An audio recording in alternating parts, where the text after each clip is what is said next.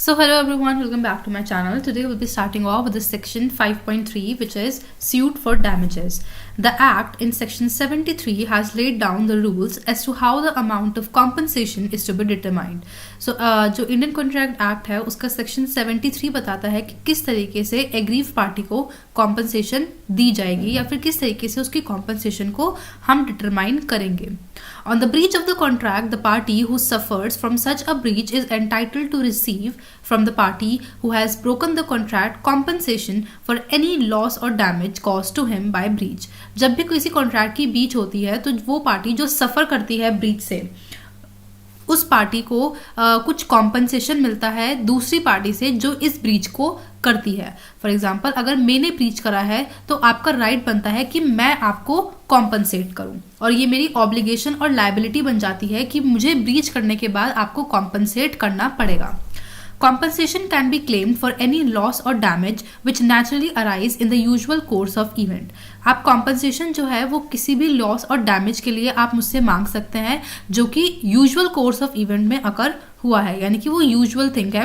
वो लॉस और डैमेज जो आपको हुआ है वो in the natural usual business events में हुआ है. कोई ऐसा अनयूजुअल नहीं होना चाहिए. मान लेते कि हमारा कॉन्ट्रैक्ट हुआ था और आपके गोडाउन में आग लग गई, सो दैट इज नॉट यूजुअल और आप उसकी कॉम्पनसेशन मुझसे नहीं मांग सकते. ठीक है, so that is unusual to relating to this contract. ठीक है, तो कोई भी यूजुअल कोर्स ऑफ इवेंट के लिए आप कॉम्पनसेशन मांग सकते हैं अगर आपको ब्रीच से कोई भी लॉस या डैमेज हुआ है. A compensation can also be claimed for any loss or damage which the party knew when they entered into the contract as likely to result from the breach. आप compensation उस loss और damage का भी मान सकते हैं जो आपको पता था कि breach करने के बाद होगा और वो loss और damage आपने contract करते वक्त ही लिख लिया था contract में. For example, कि जब हम contract बना रहे थे तो हमने कहा कि अगर कोई भी हम दोनों में से breach करता है तो उसे 10,000 का लॉस होगा और अगर ये लॉस कोई भी ब्रीच करेगा तो दूसरी पार्टी वो 10,000 उसे कॉम्पनसेट करेगी, क्योंकि कोई भी पार्टी ब्रीच करेगी तो दोनों को लॉस होगा 10,000 का. तो ये हमने पहले ही डिटरमाइन कर लिया कॉन्ट्रैक्ट में कि अगर कोई पार्टी ब्रीच करती है तो ये कॉम्पनसेशन या इतना लॉस और डैमेज हमें होगा तो ये करना पड़ेगा. ठीक है, तो कॉम्पनसेशन जो है आप वो कॉन्ट्रैक्ट बनाते टाइम भी डिसाइड कर सकते हैं. ठीक है, जब आप कॉन्ट्रैक्ट बना देंगे तो आप डिसाइड करेंगे कि अगर आगे जाके इन फ्यूचर कोई भी इस कॉन्ट्रैक्ट की ब्रीच करता है तो आप उसको ऐसे ऐसे कॉम्पनसेट करेंगे. ठीक है, दैट इज टू से special damage can be claimed only on a previous notice. ठीक है, तो ये जो हम पहले डिटरमाइन कर लेते हैं प्रीवियस नोटिस पे कॉन्ट्रैक्ट बनाते टाइम, वो वाले जो डैमेजेस होते हैं ना वो हमारे स्पेशल डैमेजेस होते हैं. But the party suffering from the breach is bound to take reasonable steps to minimise the loss. लेकिन जिस पार्टी को सफर हो रहा है ब्रीच से, ये उसकी रिस्पॉन्सिबिलिटी बनती है कि वो अपने लॉस और डैमेज को मिनिमाइज करे. अगर आप कहते हैं कि ठीक है इसने डिलीवरी नहीं करी, अब मुझे आगे लॉस होता जा रहा है तो ये यही कॉम्पनसेट करेगा. मैं कुछ कि आप अपनी तरफ से कुछ इनिशिएटिव नहीं ले रहे हैं लॉस और डैमेज को कम करने का, सो वो वाला लॉस और डैमेज पे करने के लिए मैं फिर लायबल नहीं होंगी. You have to do your best to reduce your loss और डैमेज. ठीक है, तो जितना भी लॉस और डैमेज होगा फिर वो मैं आपको कॉम्पनसेट करूंगी. No compensation is payable for any remote और इनडायरेक्ट लॉस. और अगर मेरे ब्रीच करने से कोई भी इनडायरेक्ट लॉस या डैमेज हुआ है तो उसके लिए मैं आपको कॉम्पनसेट नहीं करूंगी. जो डायरेक्टली आपको लॉस और डैमेज हुआ है मैं सिर्फ उसके लिए आपको कॉम्पनसेट करूंगी. नाउ डैमेजेस, ये हमारे टाइप्स ऑफ डैमेजेस हैं. सबसे पहले आते हैं हमारे general and ordinary damages. Then we have special damages, vindictive और exemplary damages, nominal damages, damages for deterioration caused by delay, and we have prefixed damages. ठीक है, so now we will understand these types of damages one by one in very detailed format. Ordinary damages. When a contract has been broken, the party who suffers by such breach is entitled to receive from the party who has broken the contract compensation for any loss or damage caused to him thereby, which naturally arose in the usual course of things from such breach, or which the parties know when they made the contract to be likely to result from the breach of it. ठीक है, ordinary damage हमारे वो damages होते हैं, वो direct loss और damages होते हैं जो एक पार्टी को होते हैं ब्रीच से. ठीक है, ये वो डैमेजेस भी हो सकते हैं जो आपने पहले डिटरमाइन कर रखे हैं या फिर जो ऑन द ब्रीच हुए हैं. ठीक है। Such compensation is not to be given for any remote और इनडायरेक्ट लॉस और डैमेज। वही बात है कि अगर आपको कोई डायरेक्ट लॉस और डैमेज हुआ है सिर्फ उसको ही आपकी कॉम्पनसेशन मिलेगी, किसी भी इनडायरेक्ट लॉस और डैमेज की कॉम्पनसेशन आप मुझसे नहीं ले सकते हैं। Section 73 of the contract act and the rule in Hadley versus Baxendale. ठीक है, so this is as per the section 73 of the Indian contract act 1872 और एक केस है इसमें यहाँ पे हैडले वर्सेस बैक्सनडेल। सो अब इसके हम फैक्ट्स देखते हैं। The crankshaft of the Pease flour mill had broken. He gives it to T, a common carrier, who promised to deliver it to the foundry in 2 days, where the new shaft was to be made. तो P की जो flour mill की हमारी crank shaft थी, उसके मिल का जो एक इक्विपमेंट था वो टूट गया था। ठीक है, फिर उसने उस इक्विपमेंट को डी को दिया। डी एक कॉमन कैरियर था जिसे उस इक्विपमेंट को 2 दिन के अंदर रिपेयरिंग के पास भेजना था। The mill stopped working. अब जब उसके मिल की एक इक्विपमेंट खराब हो गई है तो ऑब्वियसली मिल का सारा काम रुक जाएगा। D delayed the delivery of the crankshaft so the mill remain idle for another 5 days। D को उस शाफ्ट को, जो उसकी मिल की शाफ्ट की इक्विपमेंट थी, उसे 2 दिन में डिलीवर करना था, लेकिन उसने उस डिलीवरी में देर कर दी और 5 दिन के लिए जो मिल थी वो बंद रही क्योंकि उसकी इक्विपमेंट ही उसके पास नहीं थी।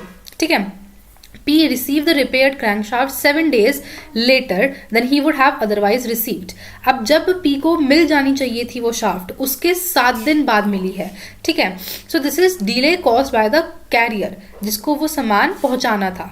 ठीक है, तो उसने 5 दिन का डिले कर दिया और 5 दिन के लिए आप जो मिल है वो खाली पड़ी रही, और जब P को डिलीवरी मिलनी चाहिए थी उसके 7 दिन बाद उसको वो डिलीवरी मिली है। Consequently, P sued D for damages not only for the delay in the delivering the broken part but also for loss of profits suffered by the mill for not having been worked। ठीक है, तो obviously ये जो गलती हुई है वो D की साइड से हुई है। तो पी ने क्या करा, डी को स्यू कर दिया डैमेजेस के लिए जो कि उसको हुए हैं क्योंकि उसको डिलीवरी लेट मिली है, जो उसको मिल जानी चाहिए थी जिस दिन पे उसके 7 दिन बाद मिली है। और दूसरा, उसने उन प्रॉफिट के लॉस के लिए भी उसको स्यू करा जो कि उसे तब हुए जब मिल काम नहीं कर रही थी। ऑब्वियसली जब मिल चल रही होती तो वो मिल कैसे चलती, वो ऑब्वियसली उस इक्विपमेंट की वजह से चलती, और जब मिल चलती तो उनको प्रॉफिट जनरेशन होती। लेकिन मिल के उनकी जब वो फैक्ट्री बंद पड़ी रही तो उन्हें जो लॉस हुआ फैक्ट्री बंद होने की वजह से, उस लॉस के लिए भी उसने उसको डी को स्यू कर दिया। The count held that P was entitled only to ordinary damages and D was not liable for the loss of profit because the only information given by P to D was that the article to be carried was the broken shaft of a mill and it was not made to them that the delay would result in the loss of profits। ठीक है, तो जो count थी यानी कि जो court थी, उन्होंने ये हेल्ड करा कि P को सिर्फ डैमेजेस लेट डिलीवरी के मिलेंगे, प्रॉफिट के नुकसान की वजह से नहीं मिलेंगे। क्यों? क्योंकि P ने डिलीवरी देते हुए, जब P ने अपने खराब इक्विपमेंट को डी को दिया था, उस टाइम पर सिर्फ उसने ये नहीं बताया था कि अगर तुम लेट डिलीवर करोगे तो हमें हमारे प्रॉफिट का भी नुकसान होगा। अगर वो पहले से बता देता प्रायर नोटिस पे कि अगर देखो तुम डिलीवरी डिले करोगे तो मुझे ऐसे ऐसे प्रॉफिट का लॉस होगा, तो वो स्पेशल डैमेजेस के लिए लायबल था। बट उसने सिर्फ इतना कहा कि ये ब्रोकन पार्ट है, आपको ये डिलीवर करना है इतने इतने दिन में इस डे पर, लेकिन उसने डिलीवरी लेट करी तो लेट डिलीवरी के उसको डैमेजेस मिलेंगे, बट जो उसे लॉस हुआ है प्रॉफिट्स का उसके लिए उसको डैमेजेस नहीं मिलेंगे। Now let's understand this with another example, which is example 4. A agrees to sell to B bags of rice at rupees 5,000 per bag, delivery to be given after 2 months. ए ने agree करा कि वो B को bags बेचेगा rice के 5,000 पर bag, जो कि डिलीवरी उसको 2 महीने बाद देनी है। On the date of delivery the price of rice goes up to 5,500 per bag. अब जब जिस दिन डिलीवरी देनी थी उस दिन पर जो प्राइस थे एक राइस बैग के, वो 5,500 पहुंच गए 5,000 से। अब ए ने रिफ्यूज कर दिया कि वो बी को डिलीवर नहीं करेगा, तो बी जो है वो 500 रुपये मांग सकता है एज ऑर्डिनरी डैमेजेस, क्योंकि उसको लॉस हुआ है 500 रुपये का। ठीक है, ये जो इन्फ्लेशन और डिफ्लेशन की वजह से हमारे प्रायर कॉन्ट्रैक्ट बनते हैं, इनमें जो भी लॉस होता है वो आपके डिफरेंस मार्जिन में देखा जाता है। ठीक है, 5000 पर उनकी डील सेट हुई थी कि एक बैग 5000 का है, तो हमारी डील सेट हो गई। लेकिन जिस दिन डिलीवरी करना था उस टाइम पे प्राइस था एक बैग का 5500, ठीक है। तो इसमें कितना हमारा मार्जिन बना, 500 रुपीज का मार्जिन बना। तो 500 का लॉस हुआ है बी को, क्योंकि अगर ए अब बी को डिलीवर नहीं करता है तो उसे मार्केट से जाकर खरीदने पड़ेंगे और मार्केट में उसे वो 5500 के मिलेंगे। पहले उसने 5000 पर डील क्लोज कर ली थी, तो उसे लॉस कितने का हुआ, 500 रुपए का। तो वो 500 रुपए ऑर्डिनरी डैमेज मांग सकता है बी से। Now, special damages. When a party to a contract receives a notice of special circumstance affecting the contract, he will be liable not only for the damages arising naturally and directly from the breach, but also for special damages. So this is the same case जो हमने crankshaft वाली mill की बात ली थी कि A delivered a machine to be a common carrier to be conveyed to A's mill without delay. A also informed that his mill was stopped for want of the machine. B unreasonably delayed the delivery of the machine, and in consequence A lost a profitable contract with the government. In this case, A is entitled to have been received from B by way of compensation the average amount of profit which would have been made by running the mill during the period of delay. But he cannot recover the loss sustained due to the loss of the government contract, as A's contract with the government was not brought to the notice of B. ठीक है। ए ने B को ये बताया कि अगर तुम delivery में डीले करते हो तो मुझे इतने इतने प्रॉफिट का लॉस होगा। उसने सिर्फ ये बात बताई। अब डीले हो गया, मान लेते हैं 4 दिन का डीले हो गया, और उस 4 दिन के डीले में उसका एक कॉन्ट्रैक्ट गवर्नमेंट के साथ जो था उसके वो कॉन्ट्रैक्ट नहीं बन पाया, ठीक है। तो ऑब्वियसली जो कैरियर है उसको प्रॉफिट का तो कॉम्पनसेट करना पड़ेगा, डीले के लिए भी कॉम्पनसेट करना पड़ेगा और प्रॉफिट के लिए भी कॉम्पनसेट करेगा। लेकिन जो लॉस हुआ है वो कॉन्ट्रैक्ट ना मिलने से, वो उस लॉस के लिए कॉम्पनसेट नहीं करेगा, क्योंकि ए ने ये नहीं कहा था कि अगर तुम लेट डिलीवरी करोगे तो गवर्नमेंट के साथ मेरा कॉन्ट्रैक्ट टूट जाएगा और लॉस हो जाएगा। अगर वो ये बात भी उसको पहले बता देता प्रायर नोटिस पे कि अगर तुम लेट डिलीवरी करोगे तो मुझे प्रॉफिट का लॉस होगा और गवर्नमेंट के साथ का कॉन्ट्रैक्ट छूट जाएगा और उसका भी लॉस होगा, अगर ये बात उसको वो बता देता तो उसको बी को फिर वो वाले लॉस भी उसको फुलफिल करके देना पड़ता, ठीक है। तो स्पेशल डैमेजेस हमारे वो डैमेजेस होते हैं जो आपको प्रायर नोटिस पे बताने होते हैं, ठीक है। ऑर्डिनरी डैमेजेस जो कि सिंपल यूजुअल कोर्स में हमारे अकर होते हैं। स्पेशल डैमेजेस हमारे कुछ इनडायरेक्ट लॉस और डैमेजेस होते हैं जो अगर आप पहले कन्वे करते हैं तो ही आप उनको लेने के लिए लायबल हैं, वरना आप नहीं हैं। Now, vindictive or exemplary damages. These damages may be awarded only in 2 cases. Vindictive और exemplary damages हमारे सिर्फ 2 cases में provide किए जाते हैं. For breach of promise to marry because it injures to his or her feelings. जब आप शादी कर पहले बोलते हैं कि ठीक है हम शादी करेंगे और फिर बाद में मना कर देते हैं शादी करने से, तो उनकी फीलिंग्स को इंजरी पहुंचती है, तो इस वजह से आप उसको विंडिक्टिव और एग्जाम्पलरी डैमेजेस दे सकते हैं। या फिर for wrongful dishonour by a banker to his customers cheque because in this case, the injury due to wrongful dishonor to the drawer of check is so heavy that has caused loss of credit and reputation to him. A businessman whose credit has suffered will get exemplary damages even if he has sustained no pecuniary loss, but a non-trader cannot get heavy damages in the like circumstance unless the damages are alleged and proved as special damages. ठीक है। Vindictive और exemplary damages सिर्फ 2 case में मिलता है। पहला case जब आप मैरिज के कॉन्ट्रैक्ट की ब्रीच हो जाती है तो किसी इंसान की फीलिंग्स हर्ट होती हैं, तब वो डैमेजेस दिए जाते हैं। और दूसरा मान लेते हैं कोई एक बहुत बड़ा व्यापारी था, बहुत बड़ा ट्रेडर था, उसका जो चेक था वो बैंक ने डिसऑनर कर दिया है।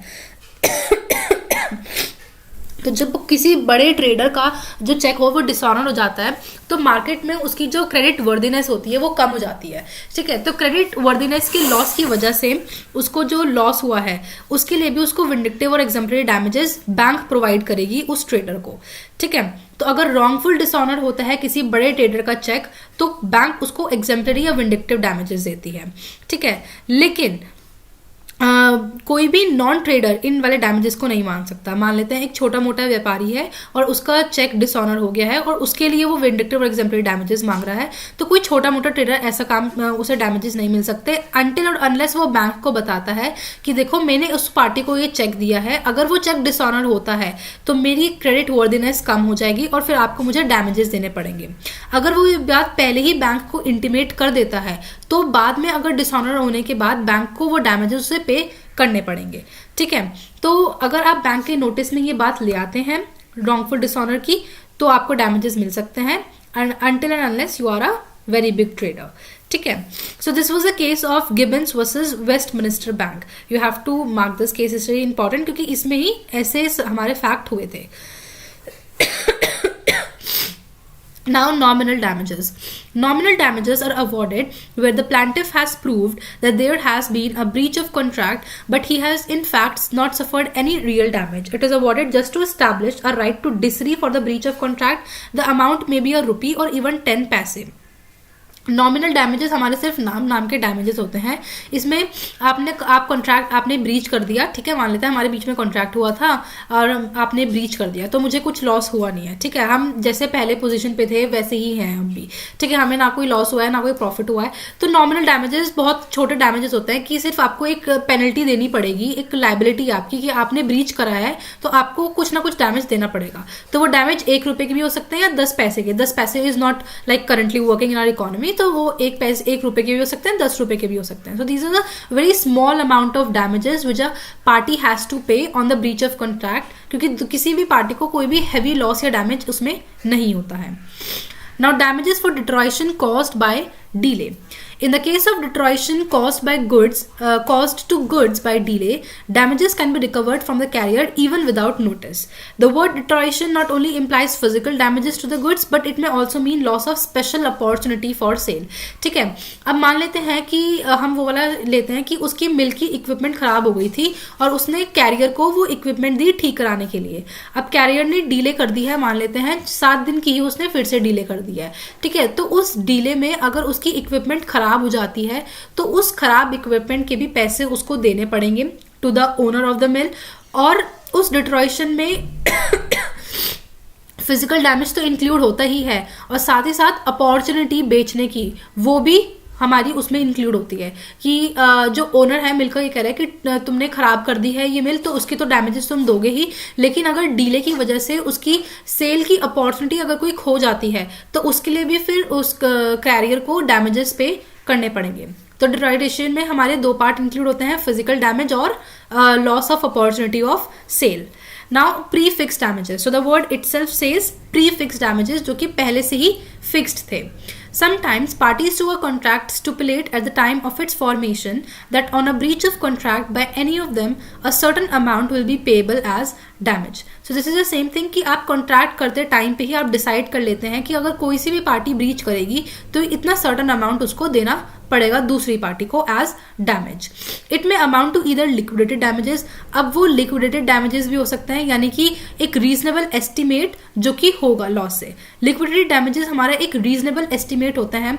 मान लेते हैं कि हमने एक कॉन्ट्रैक्ट करा है सिक्योरिटीज मार्केट में और मान लेते हैं कि हम पूरा कैलकुलेटेड करके लॉस निकालते हैं कि अगर तुमने ब्रीच कर दिया ना तो कैलकुलेशंस के हिसाब से हमें इतना लॉस होगा.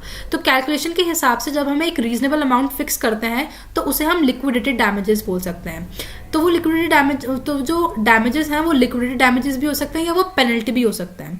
पेनल्टी एक आर्बिट्ररी अमाउंट होता है जो कि आपको देना पड़ता है एज डैमेजेस. ठीक है, लिक्विडेटेड डैमेजेस आप कैलकुलेटेड करके डालते हैं, लेकिन पेनल्टी आप कैसा भी अमाउंट लिख देते हैं कि मान लेते हैं अगर हमें से किसी ने ब्रीच करी तो उसे 40,000 रुपये देने पड़ेंगे. अब इसका कोई सबूत नहीं है कि वो 40,000 आपने कैसे डिसाइड करा कि 40,000 के डैमेज डिसाइड होंगे. अगर आप पूरी कैलकुलेशन के हिसाब से करते कि हाँ कैलकुलेशन के हिसाब से अगर कोई ब्रीच करता है तो उस पार्टी को 40,000 का लॉस होगा तो वो लिक्विडेटेड डैमेजेस हैं. बट आप सिर्फ इस वजह से डर की वजह से कर रहे हैं, दूसरी पार्टी को डर में रखने के लिए कि अगर तुमने ब्रीच कर दिया तो तुम्हें 40,000 देने पड़ेंगे, तो वो पेनल्टी है. ठीक है. Section 74 provides that if a sum is named in a contract as the amount to be paid in the case of breach, the aggrieved party is entitled to receive from the party at fault a reasonable compensation not exceeding the amount so named. ठीक है, अगर contract में पहले से ही mention है कि इतना पैसा देना पड़ेगा तो जो पार्टी है जिसको लॉस हुआ है उसको एक रीजनेबल कॉम्पनसेशन मिलेगा. जितना अमाउंट कॉन्ट्रैक्ट में लिखा है उतना ही मिलेगा, उससे ज़्यादा नहीं मिलेगा. Now, let's understand the 2 examples relating to this topic. If the penalty provided by the contract is 1 lakh and the actual loss because of the breach is 70,000, only 70,000 shall be available as damages. Contract में लिखा हुआ है कि breach करने से आपको 1 लाख रुपए देने पड़ेंगे एज अ डैमेज, लेकिन असल में आपको लॉस 70,000 का हुआ है तो आपको 70,000 ही मिलेंगे, 1 लाख रुपए नहीं मिलेंगे. That is the amount of actual loss and not the amount stipulated. But if the loss is say 1,50,000, then only 1 lakh shall be recoverable. Available. ठीक है, मान लेते हैं कि आपने कॉन्ट्रैक्ट में पहले डिसाइड कर लिया था कि अगर हम दोनों पार्टी में से कोई भी ब्रीच करेगा तो उसे 1 लाख रुपए देने पड़ेंगे। अब आपको लॉस हुआ है, मान लेते हैं मैंने ब्रीच कर दी है और आपको लॉस हुआ है 70,000 का, तो आपको 70,000 ही मैं दूंगी, 1 लाख रुपए नहीं दूंगी। लेकिन अगर आपको लॉस हुआ है 1,50,000 का तो 1 लाख ही दूंगी एज पर द कॉन्ट्रैक्ट। ठीक है, now example 7, X promised Y a priest to pay rupees 10,000 as charity. X ने Y से प्रॉमिस करा, जो कि एक प्रीस्ट है, कि वो उन्हें 10,000 देंगे as a charity. The priest on X promise incurred certain liabilities towards the repairing of the temple to the extent of 7,500. ठीक है, अब जब उसने ऐसा प्रॉमिस कर दिया कि वो उसे 10,000 रुपये देगा, तो उस प्रॉमिस के बेसिस पर उन्होंने टेम्पल में कुछ रिपेयरिंग करवा ली जिनका अमाउंट था 7,500। तो जो प्रीस्ट है वो उनसे सिर्फ 7,500 रुपीज़ ही ले सकता है, पूरे 10,000 रुपये नहीं ले सकता। ठीक है, so I hope you are able to understand the concept of prefixed damages, जिसमें हमारे 2 तरह के डैमेजेस आते हैं, पेनल्टी और लिक्विडेटेड डैमेजेस, और किस तरीके से आप पेनल्टी या डैमेज को एस्टिमेट करते हैं। अगर हमने डिसाइड करा है कि 1 लाख के डैमेजेस देंगे और लॉस 70,000 का है, तो आपको सिर्फ 70,000 मिलेंगे। अगर 1 लाख से ज़्यादा का लॉस है बट कॉन्ट्रैक्ट में स्पेसिफिकली मेंशन है कि 1 लाख, तो आपको सिर्फ 1 लाख ही मिलेंगे। ठीक है, so I hope you are able to understand the meaning of various types of damages, deterioration caused by delay, nominal, vindictive, exemplary, special and ordinary damages. So thank you so much for watching this video.